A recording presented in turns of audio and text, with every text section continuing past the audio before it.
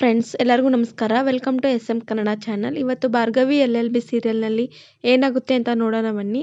ಯಾರ್ಯಾರು ವಿಡಿಯೋಸ್ನ ನೋಡ್ತಾ ಇದ್ರೆ ಪ್ಲೀಸ್ ಸಬ್ಸ್ಕ್ರೈಬ್ ಮಾಡ್ಕೊಂಡು ನೋಡಿ, ಹಾಗೆ ಸಪೋರ್ಟ್ ಮಾಡಿ. ನಲ್ಲೇ ಭಾರ್ಗವಿ ಮತ್ತು ಅರ್ಜುನ್ ತಮ್ಮ ತವ್ರ ಮನೆಗೆ ಹೋಗಿರ್ತಾರೆ. ಆಗ ಅಕ್ಕದ ಪಕ್ಕದ ಮನೆಯವರೆಲ್ಲ ಭಾರ್ಗವಿನ ಹೊಗಳ್ತಾ ಇರ್ತಾರೆ. ಹೇಳ್ದಾಗೆ ಕೇಸ್ನ ಗೆದ್ಬಿಟ್ಟೆಲ್ಲ, ಹಾಗೆ ನಿಮ್ಮ ಮನೆಯೊಳಗೆ ಆಗಿರೋ ಸಂಧ್ಯಾನ ಅವಳಿಗೆ ನ್ಯಾಯ ಕೊಡಿಸ್ಬಿಟ್ಟೆಲ್ಲ ಅಂತ ಹೋಗ್ತಾ ಇರ್ತಾರೆ. ಹೆಣ್ಮಕ್ಳು ಅಂದ್ರೆ ನಿನ್ನ ಹಾಗೆ ಇರಬೇಕು, ನನ್ನ ಮಗಳಿಗೆ ವಟಾರದಲ್ಲಿರೋ ಹೆಣ್ಮಕ್ಳಿಗೆ ಎಲ್ಲರಿಗೂ ನೀನೇ ಸ್ಫೂರ್ತಿ ಅಂತ ಹೇಳ್ತಾ ಇರ್ತಾರೆ.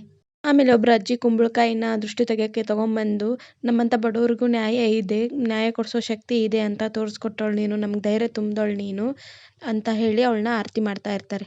ಹಾಗೆ ನ್ಯಾಯ ದೇವತೆ ಭಾರ್ಗವಿ ಅವರಿಗೆ ಜಯವಾಗಲಿ ಅಂತ ಎಲ್ಲರೂ ಜೈಕಾರ ಹಾಕ್ತಾ ಇರ್ತಾರೆ.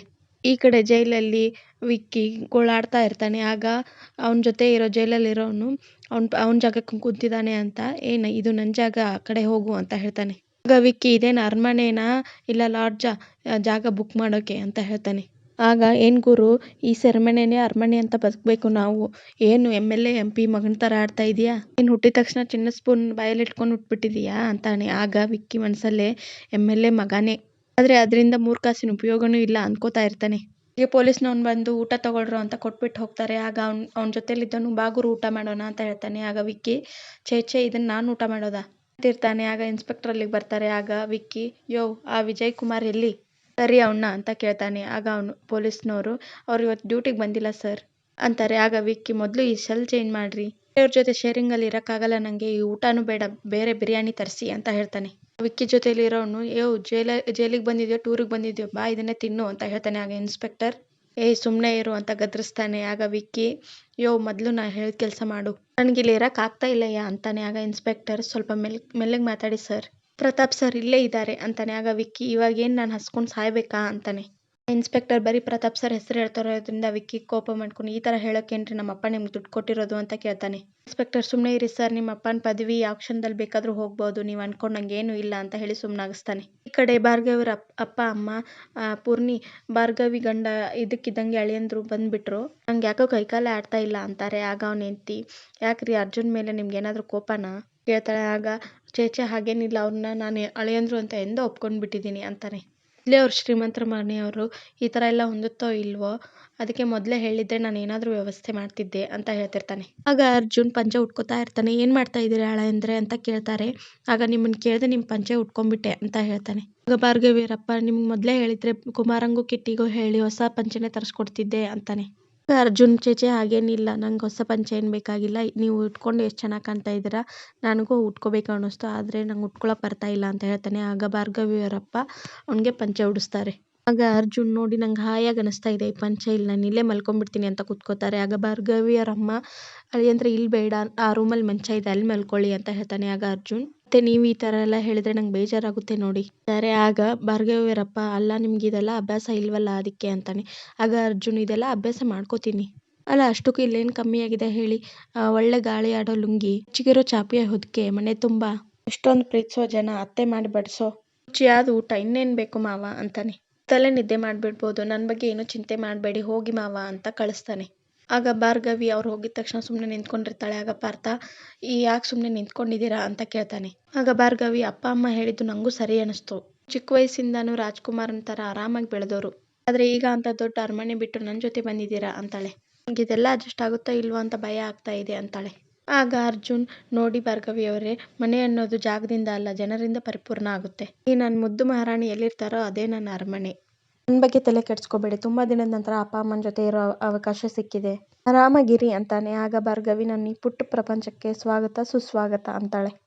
ಭಾರ್ಗವಿ ಮತ್ತೆ ಮೊಕ್ಕನ ಡಲ್ಲಾಗಿ ಇಟ್ಕೊಂಡು ಕೂತ್ಕೋತಾಳೆ. ಆಗ ಅರ್ಜುನ್, ನೋಡಿ ಮತ್ತೆ ಡಲ್ ಆಯಿತು, ಏನಾಯ್ತು ಇವಾಗ ಅಂತ ಕೇಳ್ತಾನೆ.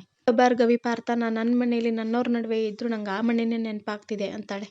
ಇವತ್ತು ನನ್ನಿಂದ ನಿಮ್ಮ ಅಪ್ಪ ಅಮ್ಮ ಮನೆಯವ್ರ ಪ್ರೀತಿ ಎಲ್ಲನೂ ಕಳ್ಕೊಂಡ್ರಿ ಅನ್ನಿಸ್ತಾ ಇದೆ, ಎಷ್ಟೇ ಆದರೂ ಅವ್ರು ನಿಮ್ಮ ತಂದೆ, ಅವರ ಆಶೀರ್ವಾದ ನಿಮಗೆ ಬೇಕಲ್ವಾ, ಹಿರಿಯರನ್ನ ಎದುರಾಕೊಂಡು ದ್ವೇಷದಲ್ಲಿ ಬದುಕು ನಮ್ಗೆ ಬೇಕಾಗಿಲ್ಲ ಅಂತ ಹೇಳ್ತಾಳೆ.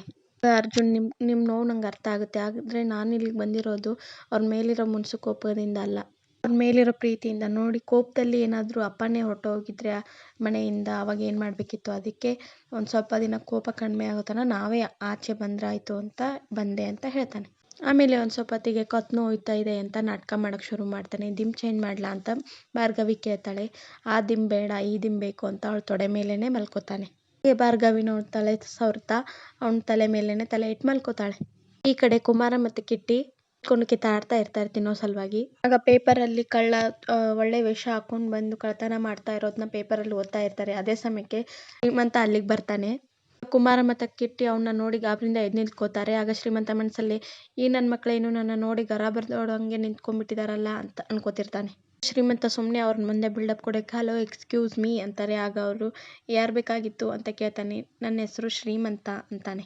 ಆಗ ಕುಮಾರ ಅಲ್ಲ ಕಾಲಲ್ಲಿ ನಡ್ಕೊಂಡ್ ಬಂದಿದ್ರಲ್ಲ ಕಾರ್ ಎಲ್ಲಿ ಅಂತ ಕೇಳ್ತಾನೆ. ಆಗ ಶ್ರೀಮಂತನ ಕಾರಲ್ಲಿ ಅಳತೆ ಮಾಡ್ತೀರಾ ಅಂತಾನೆ. ಆಗ ಕುಮಾರ ಹೌದು ಸ್ವಾಮಿ ಹೇಳಿ ಅಂತಾನೆ. ಆಗ ಶ್ರೀಮಂತ ಆಕ್ಚುಲಿ ಕಾರ್ ಇಲ್ಲ ಏರೋಪ್ಲೇನ್ ಇದೆ ಅದನ್ನ ಸರ್ವಿಸಿಗೆ ಬಿಟ್ಟಿದ್ದೀನಿ ಅಂತಾನೆ. ಕಿಟ್ಟಿ ಏನ್ ಬೇಕು ಸರ್ ನಿಮ್ಗೆ ಅಂತ ಕೇಳ್ತಾನೆ. ಆಗ ಶ್ರೀಮಂತ ಆಕ್ಚುಲಿ ಭಾರ್ಗವಿ LLB ಅವ್ರು ಇದಾರಲ್ಲ ಅವ್ರ ಮನೆ ಎಲ್ಲಿ ಬರುತ್ತೆ ಅಂತ ಕೇಳ್ತಾನೆ. ಆಗ ಅವರಿಬ್ರು ಇಲ್ಲಿ ಅಂತ ಇಬ್ರು ಒಂದೊಂದ್ ದಿಕ್ಕಿಗೆ ತೋರಿಸ್ತಾರೆ. ಆಗ ಶ್ರೀಮಂತ ಓ ಮೈ ಗಾಡ್ ಎಲ್ಲ ಎರಡೆರಡು ಕಡೆ ದಾರಿ ತೋರಿಸ್ತಾ ಇದ್ರೆ ಹತ್ರ ಯಾವ್ದಾಗುತ್ತೆ ದಾರಿ ತೋರಿಸ್ತೀರಾ ಅಂತಾನೆ. ಅವರಿಬ್ರು ಡಿಸ್ಕಷನ್ ಮಾಡ್ಕೊಂಡು ಹೇಳ್ದೆ ಇರೋ ಕಾರಣ ಶ್ರೀಮಂತ ನೀವು ಇಬ್ರು ಹೇಳ್ದೆ ಇದ್ರೇನು ಬೇರೆಯವ್ರ ಕಡೆ ಹೋಗ್ತೀನಿ ಅಂತ ಹೋಗ್ಬಿಡ್ತಾನೆ. ಈ ಕಡೆ ನಿರ್ಮಲಾ ಪೇಪರ್ ಅಲ್ಲಿ ಭಾರ್ಗವಿ ಫೋಟೋ ಬಂದಿರೋದನ್ನ ನೋಡಿ ಕಾಫಿ ಲೋಟನ ಅದ್ರ ಮೇಲೆ ಚೆಲ್ ಬಿಡ್ತಾಳೆ. ಆಗ ಅವಳು ಎಲ್ಲಿ ನೋಡಿದ್ರು ಅವಳದೇ ಫೋಟೋ ಬರೀ ಕಾಫಿ ಎಲ್ಲ ಏನಾದ್ರೂ ಚೆಲ್ ಬಿಡ್ಬೇಕು ಅನ್ನಿಸ್ತಾ ಇದೆ ಅಂತಿರ್ತಾಳೆ. ಸಾಕ್ಷಿ ಸಮಾಧಾನ ಮಾಡ್ಕೊಳ್ಳಿ ಅಕ್ಕ ಅವಳ ಬಗ್ಗೆ ಯೋಚನೆ ಮಾಡಬೇಡಿ ಬಗ್ಗೆ ಯೋಚನೆ ಮಾಡಿದಷ್ಟು ಸಿಟ್ಟು ಜಾಸ್ತಿ ಆಗುತ್ತೆ ಅಂತಿರ್ತಾಳೆ. ಆಗ ಬೃಂದಾನು ಅಲ್ಲಿಗೆ ಬರ್ತಾಳೆ. ಅಯ್ಯೋ ಅತ್ತೆ ಭಾರ್ಗವಿ ಮೇಲಿನ ಸಿಟ್ಟಿಗೆ ಅನ್ಯಾಯವಾಗಿ ಒಂದು ಕಪ್ ಕಾಫಿ ಲೋಟ ವೇಸ್ಟ್ ಆಯ್ತಲ್ಲ ಅಂತಾಳೆ. ಆಗ ನಿರ್ಮಲಾ ಹೋದ್ರೆ ಹೋಗ್ಲಿ ಬಿಡು ಬೇಕಾದ್ರೆ ಅಂತ 1000 ಲೋಟ ಕಪ್ ತಂದ್ರಾಯ್ತು ಅಂತಾಳೆ. ಹೋಗಿರೋ ನನ್ನ ಗಂಡನ ಮರ್ಯಾದೆ ತರೋಕಾಗುತ್ತಾ ಪಾಪ JP ಸೋತಿರೋ ನೆನಪಿನಲ್ಲಿ ಹಾಗೆ ಕೊರಗ್ತಾ ಇದ್ದಾನೆ ಅಂತಾಳೆ. ಆಗ ಬೃಂದಾ ನಿಜ ಅತ್ತೆ ಇದು ಬರೀ ಮಾವಂಗಾಗಿರೋ ಅವಮಾನ ಅಲ್ಲ ಇಡೀ ಮನೆಗಾಗಿರೋ ನೋವು. ನೀವ್ಯಾರು ಸುಮ್ನೆ ಇದ್ರು ಆ ಭಾರ್ಗವಿನ ನಾನ್ ಮಾತ್ರ ಸುಮ್ನೆ ಬಿಡಲ್ಲ ಅತ್ತೆ ಅಂತಿರ್ತಾಳೆ. ಸಾಕ್ಷಿ ನಮ್ ಸಿಟ್ಟು ಗೊತ್ತಾಗಿನೇ ಅವಳ ಮನೆ ಬಿಟ್ಟು ಓಡ್ ಹೋದ್ಲು ಅಂತ ಅನ್ಸುತ್ತೆ ಅಂತಿರ್ತಾಳೆ. ಆಗ ಬೃಂದಾ ನೀವ್ ಹೇಳ್ದಾಗೆ ಆಗಿದ್ರೆ ಅವಳು ಒಬ್ಳೆ ಹೋಗ್ಬೇಕಿತ್ತಲ್ವಾ ಚಿಕ್ಕತ್ತೆ ಆದ್ರೆ ಅವಳೆಂತ ಚಾಲಾಕಿ ಇದ್ದಾಳೆ. ನಮ್ಮ ಅರ್ಜುನ್ ಕರ್ಕೊಂಡು ಹೋಗಿದ್ದಾಳೆ. ಹೇಗಿದ್ದ ನಮ್ಮ ಅರ್ಜುನ್ ಆದ್ರೆ ಬರ್ತಾ ಬರ್ತಾ ರಾಯರ್ ಕುದುರೆ ಕತ್ತೆ ಆಯ್ತು ಅಂತಾರಲ್ಲ ಹಾಗಾಗಿದ್ದಾನೆ ಅಂತಾಳೆ. ಅವಳ ಮಾತನ್ನ ಕೇಳಿ ಮೊದ್ಲು ನಮ್ಮನ್ನೆಲ್ಲ ದೂರ ಮಾಡ್ದ ಆಮೇಲೆ ಎಷ್ಟು ಪ್ರೀತಿಸೋ ಡ್ಯಾಡ್ನ ದೂರ ಮಾಡ್ಕೊಂಡ ಆಮೇಲೆ ಮನೆಯವ್ರನ್ನೆಲ್ಲಾರ್ನು ಬಿಟ್ಟು ಹೋದ ಅಂತಿರ್ತಾಳೆ. ಆಗ ನಿರ್ಮಲಾ ಹೌದು ಬೃಂದಾ ನಾನು ಎಷ್ಟು ಮುದ್ದಾಗಿ ಸಾಕಿದ್ದೆ ಅವನ್ನ ಈಗ JP ವಿರುದ್ಧನೇ ನಿಂತ್ಬಿಟ್ಟಿದ್ದಾನೆ.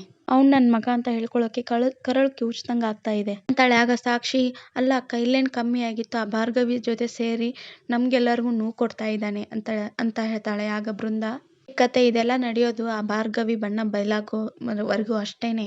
ಅದಾದ್ಮೇಲೆ ಅವನೇ ವಾಪಸ್ ಓಡಿ ಬರ್ತಾನೆ. ತಾಯಿ ಅಂದ್ರೆ ಇಬ್ಬರ ತರ ಇರ್ಬೇಕು. ಅವ್ನು ನಿಮ್ಮನ್ ಬಿಟ್ಟು ಹೋದ್ರು ಅವನ ಬಗ್ಗೆ ಕಾಳಜಿ ಮತ್ತೆ ಅವ್ನಿಗೆ ಒಳ್ಳೇದನ್ನೇ ಬಯಸ್ತಾ ಇದೀರಲ್ಲ ನೋಡಿದ್ರೆ ನನಗೂ ನಿಮ್ ತರಾನೇ ತಾಯಿ ಇರ್ಬೇಕು ಅಂತ ಅನಿಸ್ತಾ ಇದೆ ಅಂತ ನಾಟಕ ಮಾಡ್ತಾಳೆ. ನಿರ್ಮಲಾ ಅದಕ್ಕೆ ಕರ್ಗೋಗಿ ಬೇಜಾರ್ ಮಾಡ್ಕೋಬೇಡ ಬೃಂದಾ ಈಗ ನಾವು ನಿನ್ನ ಅಕ್ಸೆಪ್ಟ್ ಮಾಡ್ಕೊಂಡಿದೀವಿ ಅಲ್ವಾ ಡೋಂಟ್ ವರಿ ಅಂತಾಳೆ. ಆಗ ಸಾಕ್ಷಿನು ಹೌದು ಬೃಂದಾ ಅವತ್ತು ಮೀಡಿಯಾದವರು ಭಾವನ ಪ್ರಶ್ನೆ ಮಾಡಕ್ ಬಂದಾಗ ಭಾವನ್ ಪರವಾಗಿ ಹೇಗ್ ಮಾತಾಡಿದೆ ಅನ್ನೋದು ನನ್ಗೀಗೂ ಕಣ್ಣಿಗೆ ಕಟ್ಟಾಗಿದೆ. ನೀನು ನನ್ನ ತಂಗಿ ಹಾಗೆ ಅಂತಾಳೆ. ಆಗ ನಿರ್ಮಲಾ ನಾವೇ ಎಷ್ಟು ದಿನನೇ ನನ್ನ ತಪ್ಪಾಗಿ ತಿಳ್ಕೊಂಡಿದ್ವಿ ಯಾರು ನಮ್ದೇ ಇದ್ದಾಗ JP ನಿನ್ನನ್ನ ನಂಬಿದ್ದ ನಾವು ಇದನ್ನ ಬಿಲೀವ್ ಮಾಡ್ಬೇಕಾಗಿತ್ತು. ನಿನ್ ಬೆಲೆ ನಮ್ಗೀಗ ಅರ್ಥ ಆಗ್ತಾ ಇದೆ ಅಂತಾಳೆ. Brinda thank you so much ಅತ್ತೆ ನೀವಿಬ್ರು ನನ್ನ ಅರ್ಥ ಮಾಡ್ಕೊಂಡ್ರಲ್ಲ ಅಷ್ಟೇ ಸಾಕು. ನಾವೆಲ್ರೂ ಒಕ್ಕಟ್ಟಾಗಿದ್ರೆ ಆ ಭಾರ್ಗವಿ ಏನು ಮಾಡಕ್ಕಾಗಲ್ಲ ನಮ್ಮನ್ನ. ನೋಡ್ತಾ ಇರಿ ನೆಲ ಕುಸ್ತಿರೋ ಮಾವನ ಮರ್ಯಾದೆನ ಹೇಗ್ ಬೆಟ್ಟದ ಎತ್ತರಕ್ಕೆ ತರ್ತೀನಿ ಅಂತ. ಈ ಮನೆ ಮೇಲೆ ಯಾರದೇ ವಕ್ರ ದೃಷ್ಟಿ ತಗಲೋದಿದ್ರು ಅದನ್ನ ನನ್ನನ್ನು ದಾಟ್ಕೊಂಡ್ ಬರ್ಬೇಕು ಅಂತ ಹೇಳ್ತಾ ಇರ್ತಾಳೆ. ಇದಾಗಿತ್ತು ಇವತ್ತಿನ ಸಂಚಿಕೆ.